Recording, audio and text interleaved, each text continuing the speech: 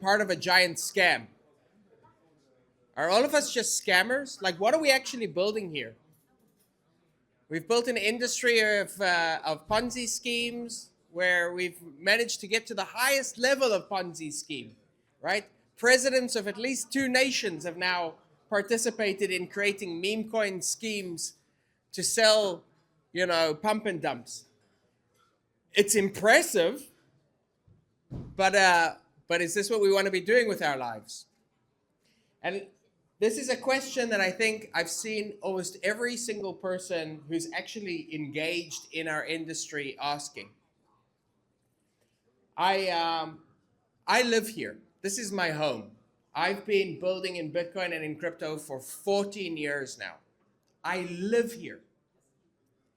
And the feeling I've had is that every 4 years, suddenly my house becomes really, really popular, and a bunch of tourists come into my house, shit on the floor, steal some cutlery, and leave. It pisses me off. Because I'm the one left cleaning up the shit. And I'm sure a lot of you feel exactly the same way. And the question I've been asking myself a lot is why? Because we really are building significant things, right? We have built technology which has made it more easy and more powerful to manage private keys and cryptography, manage personal security than ever existed before. We accelerated the rate of development of privacy and zero knowledge proof cryptography.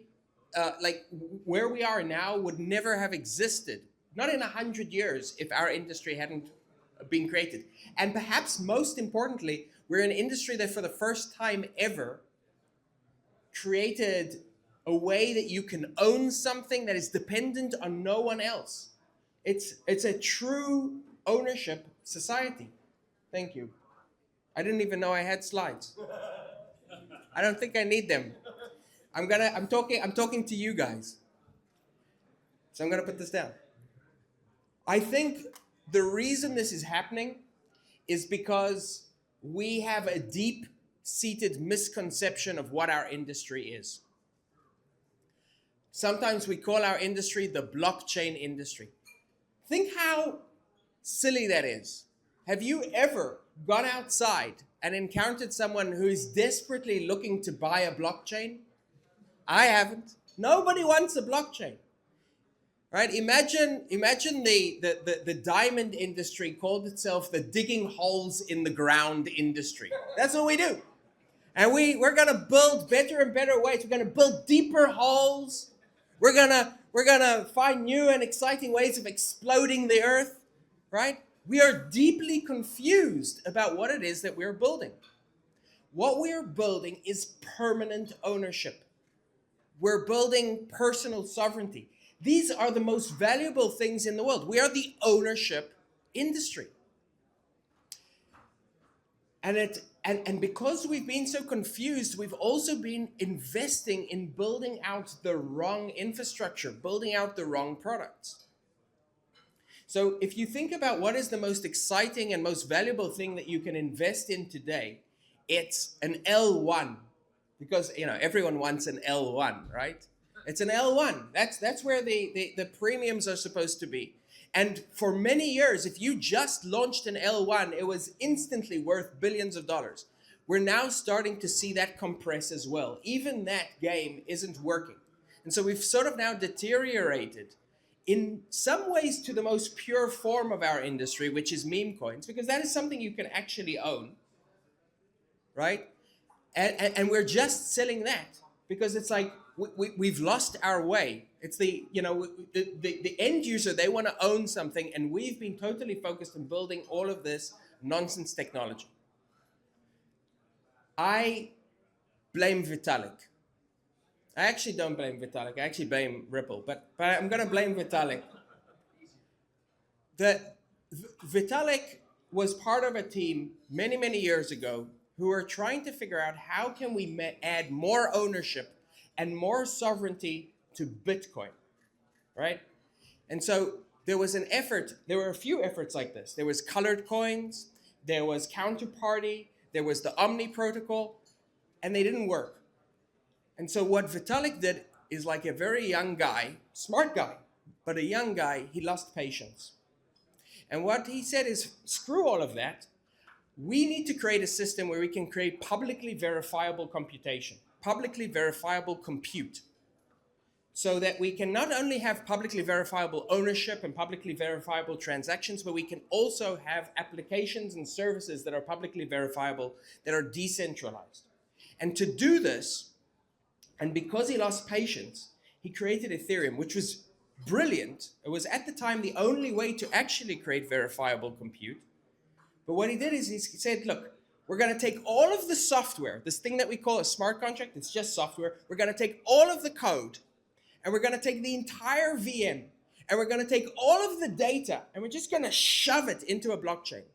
And then every time someone needs to transact, right? If it's with a DAO, you want to vote. If it's a transaction, if it's a DEX, doesn't matter. Every one of those transactions is a computation. Every single full node and every single validator, thousands of computations are going to have to rerun the same computation again and again and again and again, because that's the only way that they can verify publicly that it was done correctly. And guess what? That doesn't scale, right? Doing the same computation redundantly thousands of times does not scale. This is not a surprise to anyone. Even back when Ethereum was launched, a lot of people were saying there's no way from first principles that this ever scales. But Ethereum made a lot of money, made a lot of people very, very rich. And so it became popular for the last 10 years to try and launch new smart contract blockchains. And that's how we became the blockchain industry. This blockchain is a bit slow. We build a slightly faster blockchain with different trade-offs. But it's all been exactly the same paradigm. Take everything and shove it into the blockchain. Now, it turns out that actually the people who realized the problem first were the first people to encounter the problem, which was Ethereum. Ethereum in 2018 was already struggling with scale, and by 2019, 2020, it was clear that this wasn't going to scale, and so Ethereum started thinking, how do we move things off of the blockchain again? And so what Ethereum is currently trying to do is exactly that. But the way they're doing it is they're taking Ethereum, which is this really poorly designed architecture, and they're copy-pasting it. Sometimes they copy-paste it and call it Arbitrum. And sometimes they copy-paste it and they call it Optimism. And sometimes they copy-paste it and call it Linear or Base. And sometimes it's totally centralized. And so what we're finding ourselves in is like, hey, dog, you like blockchain? Well, I put a blockchain on your blockchain. This is the state of the art of our industry. And if you ask yourself, why am I part of an industry which is so frequently having to question whether it's building anything valuable, it's because a lot of what we're building just does not make sense from first principles. But the very thing that we're trying to accomplish does in a very, very deep way, right? Our ability to build ownership, technologies for true sovereignty and ownership, that is really important. And that's the problem that I've been banging my head against for the last 14 years. And the people who are working with me, who worked on colored coins, who have been working on ZK technology, the problem that we've been trying to bang our heads against is, how do you create a system which isn't software? It doesn't need to upgrade every 6 months. It doesn't go down. It's permaware. How do you take permaware and build layers of decentralization and scalability on it? The only piece of permaware that we have is Bitcoin. And a lot of the reason that we even see sort of all of this activity is because people sort of want to launch a new token so that they can buy more Bitcoin. Bitcoin has now, at this point, really crossed the Rubicon. Not only has it established itself as an unchanging system akin to a law of nature, Not only is it deeply reliable and secure, but it is now trusted. It is past the point that it is, maybe a criminal enterprise. It is being trusted by the largest institutions and the largest countries, largest, most powerful countries in the world. If we want to build true financial infrastructure, we need to build it on Bitcoin, because only Bitcoin doesn't change. And true finance has extremely long time horizons. When you guys think about your own finances, you think about, your lifetime savings. You think about your retirement. If you were more boring people, maybe you'd be thinking about pensions. You're definitely thinking about inheritance. What are your children going to inherit? You're probably thinking about a mortgage, which is going to last 30 or 35 years. Real finance is long-term. Bitcoin is long-term. But unfortunately, everything we've been building, Ethereum and Solana and Sui, these things, they're constantly changing like software. They don't last as long as the assets we actually care about. And so I've been shitting a lot on the world of crypto, but I find the world of crypto broadly outside of Bitcoin super inspiring. The fundamental idea made sense. Let's build applications on these decentralized ledgers, on Bitcoin. That mission remains as important today and as unfulfilled today as it was 10 years ago. But we now are in a situation which is, I think, a golden age for us. Bitcoin has been accepted as a key global asset. And 6 months ago, for the first time ever, we were able to verify arbitrary compute on Bitcoin. In block 853.626, we were able to demonstrate for the first time on Bitcoin mainnet, without any changes to Bitcoin, the ability to take an arbitrary computation and verify it and execute it on Bitcoin mainnet. And what we're building with BitcoinOS is designed to allow us to, instead of taking all of this arbitrary compute and VM and data and shove it into a blockchain, to keep it off chain and yet allow it to interact with Bitcoin as not a blockchain, but as a global ledger and settlement mechanism, as the core piece, the basic fundamental piece that we need for an ownership industry, not a blockchain industry. And I think what this will do is it allows us, and we're already starting to see layer ones like Cardano, Ethereum, and others integrating with us, because they can become external compute environments for Bitcoin. What we desperately need is infrastructure which is reliable enough and accepted enough and trusted enough that you can do real finance on it. Have assets that will last for 100 years, have smart contracts that will last for 100 years, have finance that will last for 100 years and be truly owned by people in a way that scales. The different pieces of the technology and the different pieces of the regulatory environment are now in place. I think for the last 10 years, we've been going through a paradigm of trying to build the wrong technology for the wrong reasons. But the right reasons exist, the right technology is available, and we're now in a position where we are able to not just build everything on Bitcoin, but attach all of the rest of crypto to Bitcoin in a way which makes Ethereum, Solana, Sui, Cardano, and all of these different systems newly important, interesting, and exciting again for real finance and not just gambling and memes. So, in a few months, the people who came into our living room, shat on the floor and stole our cutlery, they'll be gone. But we'll still be here. And there's really cool shit for us to build now. And that's what I'm hoping we're all going to do. Let's make Bitcoin and crypto great again. Thank you. Should I take questions? Sure. So we just launched mainnet on Monday. What is that, 2 days ago? And we expect to have the ability to, we launched testnet 2 days ago. We're going to be open sourcing much of our code in the next few days. The code allows developers to start building arbitrary compute in a scalable way on Bitcoin, and also trustlessly bridging BTC into other environments. We're currently integrating with Arbitrum, with Mode, with Stacks, with Merlin, with Cardano, and a whole bunch of other projects that haven't sort of publicly announced it yet. But over the next year, we expect to basically integrate the entire world of crypto back into Bitcoin. And what that means is if you're a DeFi builder on any one of these chains, you'll be able to trustlessly bring Bitcoin into your DeFi application, right? That's 70% of the TVL in our entire industry.